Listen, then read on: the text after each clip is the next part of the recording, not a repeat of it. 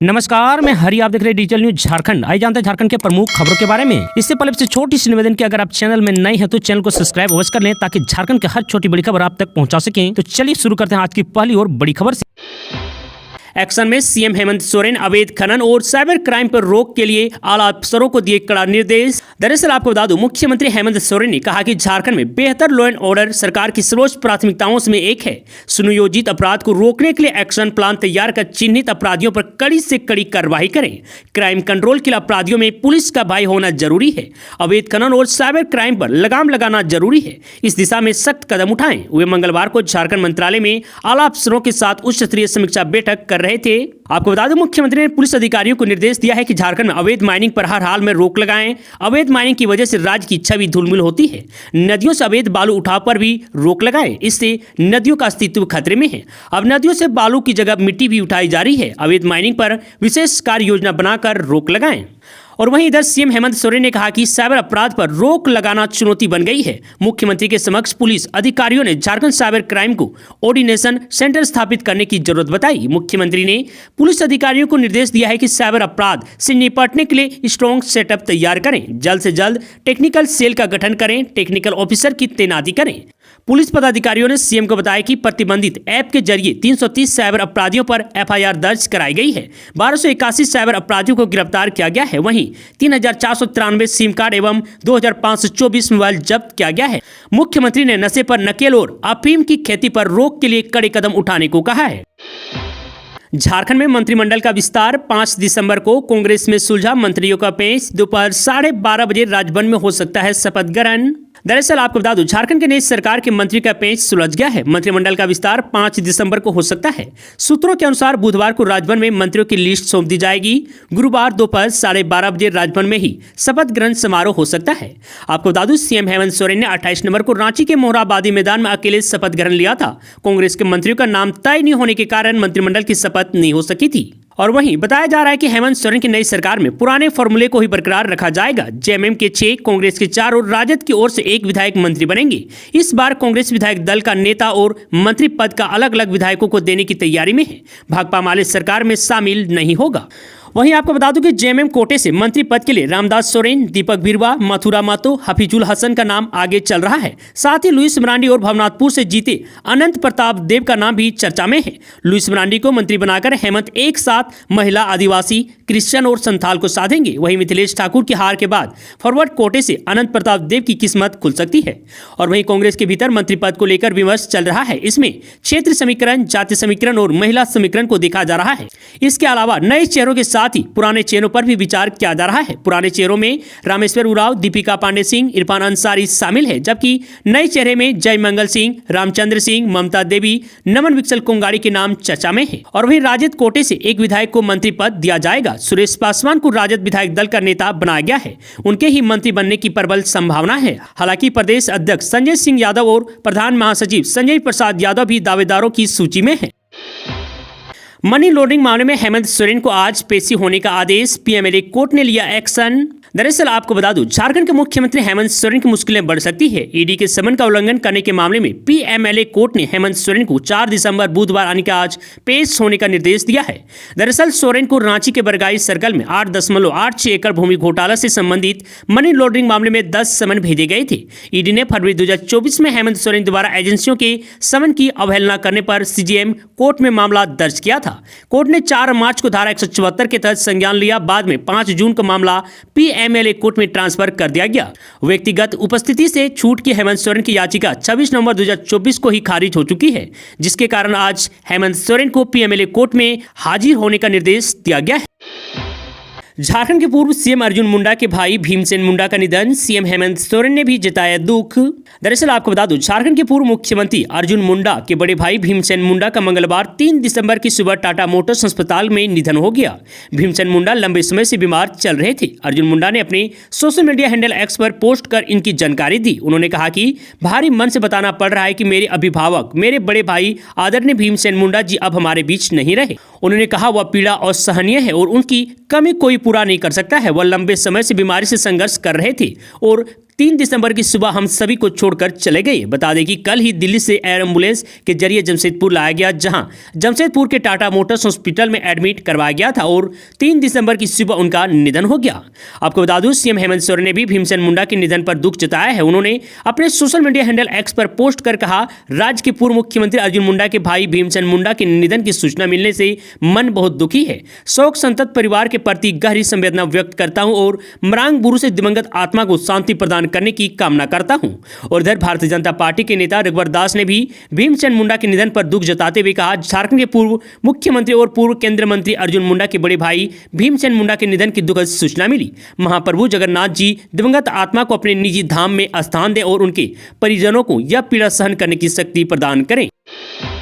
CM के आदेश पर प्रशासन पहुंचा आसुरा गांव, बेसहारा बच्चों की पढ़ाई और पोषण की व्यवस्था हुई सुनिश्चित। दरअसल आपको बता दूं, चाईबासा में सीएम हेमंत सोरेन के आदेश के बाद पश्चिमी सिंहभूम जिला के आसुरा गांव के 5 बेसहारा बच्चों की शिक्षा, राशन, पोषण की व्यवस्था की गई। साथ ही बच्चों की नानी के लिए पेंशन की भी स्वीकृति की गई है। मुख्यमंत्री ने इस संबंध में पश्चिमी सिंहभूम के डीसी कुलदीप चौधरी को पीड़ित परिवार को सरकारी योजना से जोड़ने और बच्चों की पढ़ाई के लिए व्यवस्था करने का निर्देश दिया है।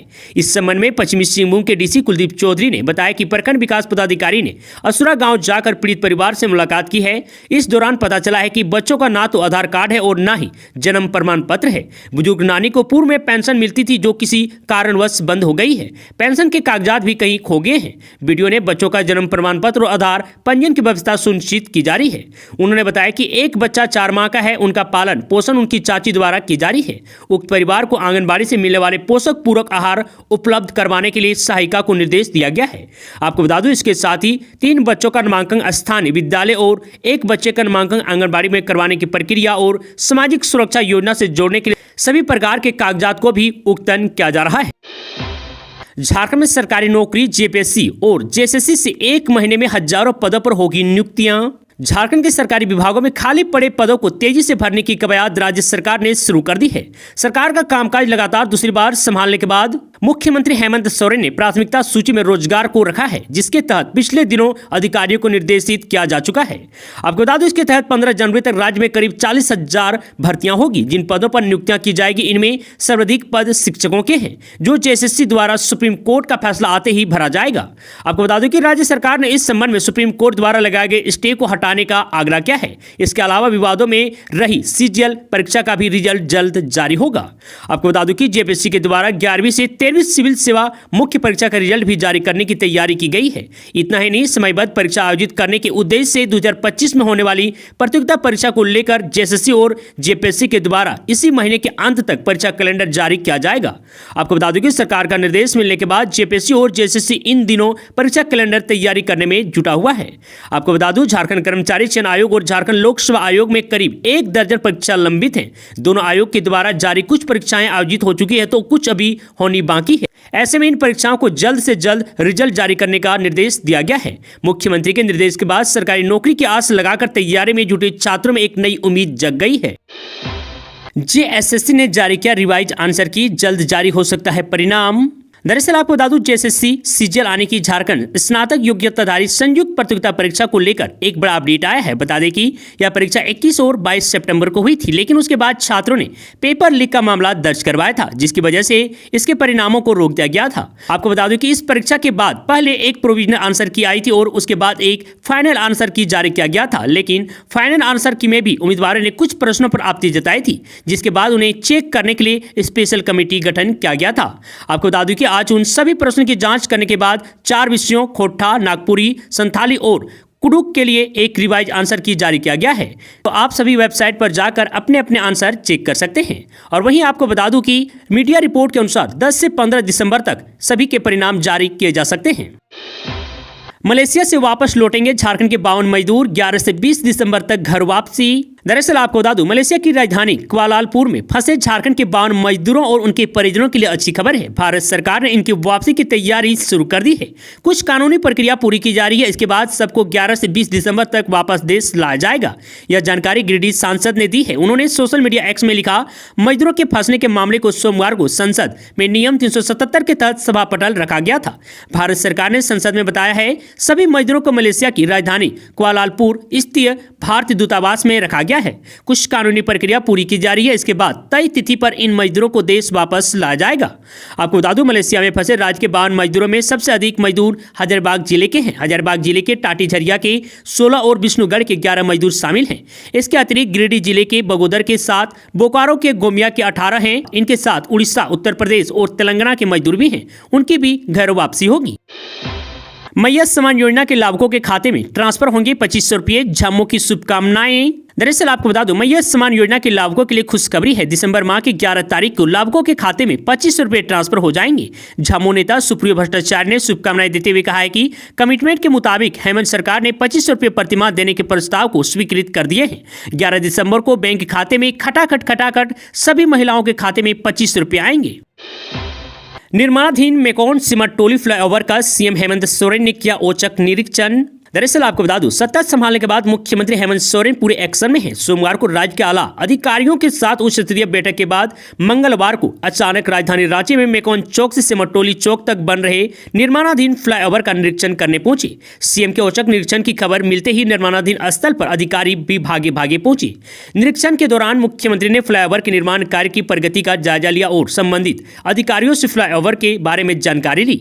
आपको बता दूं कि मुख्यमंत्री ने अधिकारियों को फ्लाईओवर निर्माण कार्य की गुणवत्ता और समय सीमा पर विशेष ध्यान देने को कहा है। फ्लाईओवर निरीक्षण के दौरान मुख्यमंत्री हेमंत सोरेन ने मीडिया कर्मियों से बात करते हुए कहा कि पूर्व में भी राज्य सरकार द्वारा कांटा टोली से सिमट टोली चौक तक बने फ्लाईओवर परियोजना को निर्धारित समय सीमा से पहले ही राजधानी वासियों को समर्पित किया जा चुका है। मेकॉन चौक से सिमट टोली चौक तक बन रहा यह फ्लाईओवर भी निर्धारित समय से पहले सभी रांची वासियों को समर्पित किया जाएगा। आपको बता दें कि औचक निरीक्षण में सीएम हेमंत सोरेन के साथ विधायक कल्पना सोरेन, सीएम के सचिव अविनाश कुमार, पथ निर्माण विभाग के प्रधान सचिव सुनील कुमार सहित कई अधिकारी मौजूद थे।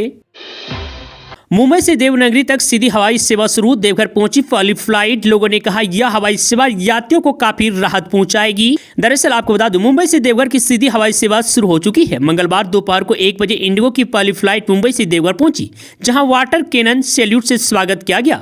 एयरपोर्ट से बाहर निकले यात्रियों ने कहा यह हवाई सेवा यात्रियों को काफी राहत पहुंचाएगी।